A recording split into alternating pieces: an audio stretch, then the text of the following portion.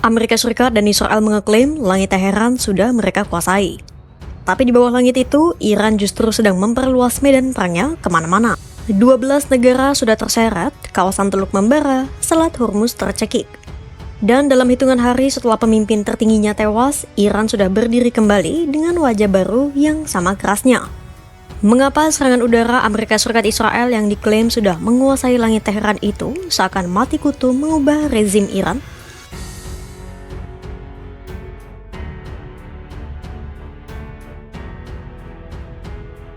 Serangan pada 28 Februari 2026 dalam pandangan Amerika Serikat dan Israel harusnya membuat rezim Iran limbung. Tapi yang terjadi justru sebaliknya. Iran tidak panik dan tidak berhenti. Dalam hitungan jam setelah serangan pertama, rudal dan drone Iran sudah menyapu seluruh kawasan. Bukan hanya Israel dan pangkalan militer Amerika Serikat yang jadi sasaran. Iran memperluas serangannya ke segala penjuru. Dan dalam waktu kurang dari 2 hari, The Wall Street Journal melaporkan setidaknya 12 negara sudah terseret ke dalam konflik ini. Israel, markas Amerika Serikat, Uni Emirat Arab, Arab Saudi, Qatar, Kuwait, Bahrain, Siprus, Turki, Irak, dan Sri Lanka. Peta serangannya bergerak cepat dan sistematis. Di kawasan Teluk, Uni Emirat Arab jadi sasaran terberat. Beberapa ikon kemewahan Dubai seperti Hotel Fairmont di Palm Jumeirah dan Burj Al Arab jadi sasaran serangan. Bandara Dubai, salah satu bandara tersibuk di dunia, ditutup setelah dihantam drone Iran. Pusat minyak Uni Emirat Arab di Jebel Ali lumpuh, diikuti lokasi pemuatan alternatif di Fujairah.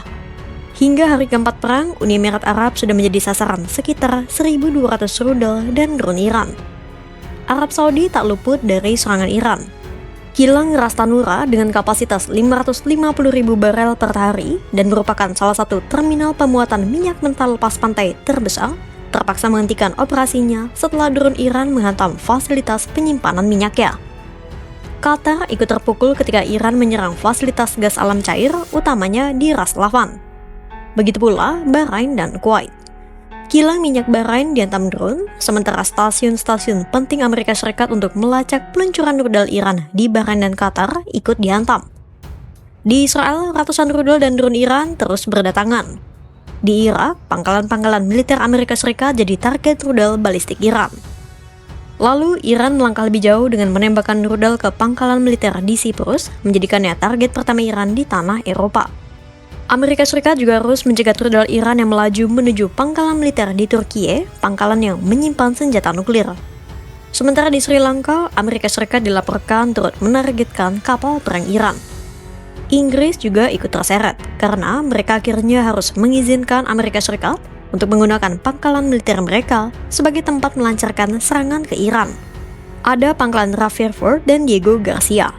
Iran juga menutup Selat Hormuz, jalur yang sebelumnya dilalui sekitar 1/5 pasokan minyak dan gas alam cair dunia. Imbasnya, harga energi global meroket dan nampaknya sudah dirasakan warga Amerika Serikat sendiri. Bensin di Amerika Serikat mengalami kenaikan rata-rata secara nasional hampir 27% hanya dalam pekan pertama perang dimulai. Iran sejak awal tidak merancang strategi untuk mengalahkan Amerika Serikat secara taktis di medan perang. Tujuannya jauh lebih spesifik, yakni menghantam kawasan Teluk yang terintegrasi erat dengan rantai pasokan ekonomi global. Harapannya, para pemimpin negara-negara Teluk akan merasakan tekanan langsung dan pada akhirnya mendorong mereka untuk menekan Trump agar menghentikan serangan. Iran sedang membuat perang ini terlalu mahal untuk dilanjutkan.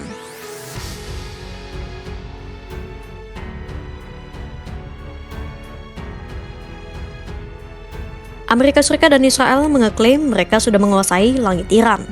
Laksamana Brad Cooper, Kepala Komando Pusat Amerika Serikat menyebut serangan rudal Iran sudah turun 90% sejak hari pertama perang. Tapi rezim Iran tidak runtuh. Tidak ada pembelotan massal, tidak ada pemogokan pekerja minyak, tidak ada pemberontakan dari dalam. IRGC masih berdiri dengan 190.000 tentara aktif, belum termasuk lebih dari 300.000 tentara konvensional dan sekitar 600.000 milisi Basij. Alan Airy, mantan diplomat Amerika Serikat yang bertugas di tim negosiasi nuklir dengan Iran menyebut, ia tak melihat tanda-tanda kejatuhan rezim. Pertanyaannya, mengapa serangan udara Amerika Serikat dan Israel ini tidak cukup untuk menggulingkan rezim? Sejarah militer sudah menjawab pertanyaan itu jauh sebelum perang ini dimulai. Belum pernah sekalipun kekuatan udara saja tanpa pasukan darat berhasil menggulingkan sebuah pemerintahan. Perang Dunia II butuh serangan darat sekutu untuk mengalahkan Jerman. Libya tahun 2011 butuh pasukan oposisi di lapangan. Kosovo tahun 1999 butuh milisi separatis dan ancaman invasi darat Inggris. Pertanyaan selanjutnya, mengapa Amerika Serikat tidak mengirim pasukan darat? Secara teori, itu adalah satu-satunya opsi yang bisa melengkapi serangan udara Amerika Serikat. Tapi Iran bukan medan perang yang sederhana. Iran punya lebih dari 90 juta penduduk, pegunungan terjal yang mengelilingi perbatasan, 32 unit komando IRGC yang tersebar di seluruh provinsi, dan ratusan ribu milisi Basij yang sudah menyusup hingga ke tingkat masyarakat. Operasi darat ke Iran akan menjadi sesuatu yang bahkan para jenderal Amerika Serikat sendiri tidak berani janjikan hasilnya. Dan ada satu tekanan lain yang semakin nyata, yakni stok amunisi pencegat Amerika Serikat yang terbatas. Iran sejak awal bertujuan menguras pertahanan udara Amerika Serikat dan mitranya di Teluk dengan menghujani mereka menggunakan drone Shahid murah.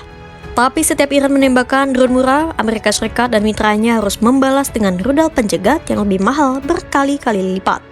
Sudah mahal, jumlahnya pun terbatas jika dibandingkan dengan kemampuan Iran melancarkan drone.